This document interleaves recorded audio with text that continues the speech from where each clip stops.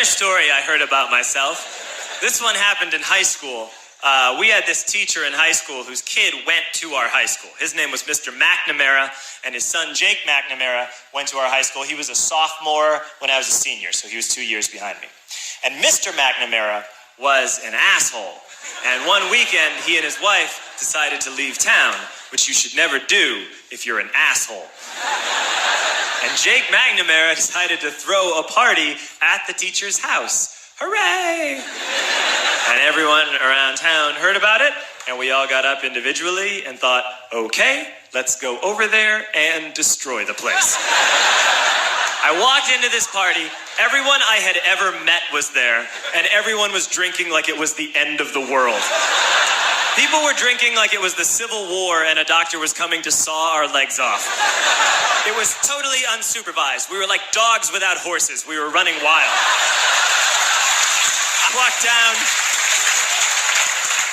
I walked down to the basement. They had a pool table in the basement. One dude took a running start and threw his body onto the pool table and broke it in half.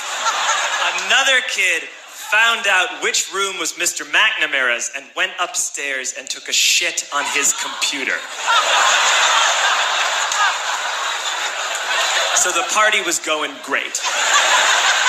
I'm standing in the basement and I'm holding a red cup. You've seen movies. And I'm standing there and I'm holding a red cup and I'm starting to black out. And I guess someone said like, something police. And in a brilliant moment of word association, I yelled, fuck the police! Fuck the police! And everyone else joined in. 100 drunk white children yelling, fuck the police. With the confidence of guys who have like already been to jail and aren't afraid of it anymore. You know, that like, I serve my nickel, you come and take me confidence. But white children. The reason someone had said something police was because the police were there. So a Chicago police officer walked down the stairs and got to the bottom in the basement and looked out over a sea of drunk toddlers yelling, fuck the police, in his face. And he was almost impressed. I was like, wow. And then he leaned into his walkie-talkie and went, get the paddy wagon. And my friend John, who is now a father, this man now has a baby, he grabbed a 40, smashed it on the ground and yelled, scatter! And everyone ran in a different direction.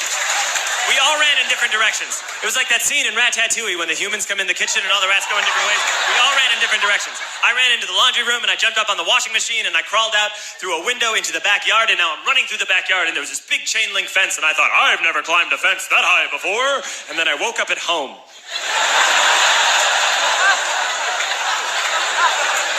On Monday, I went to school because that's what we did back then. And I'm walking into the school building, and who do I see but Jake McNamara? And he says to me, hey, were you at my party on Saturday? And I said, no. You know, like a liar. And he said things got really out of hand. Someone broke the pool table. Someone took the shit on my dad's computer. But the worst thing, he says, the worst thing is that someone stole these old antique photos of my grandmother, and my parents are freaking out about it. And I had that thought that only blackout drunks and Steve Urkel can have.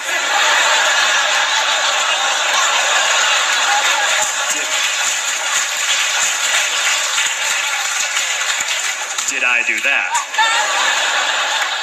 I figured, no, I wouldn't have done that. But I was never sure until 2 years later. Relax. I'm playing video games with this kid named Alex that we also went to high school with. 2 years later, we've graduated by now. We're playing video games for a couple hours. And then Alex says to me, hey, come here, I want to show you something. And he takes me into his bedroom. And then he takes me into a side room off of his bedroom. Never a good thing to have. He shows me a tiny room that is covered wall to wall in stolen antique photos from different people's parties over the years.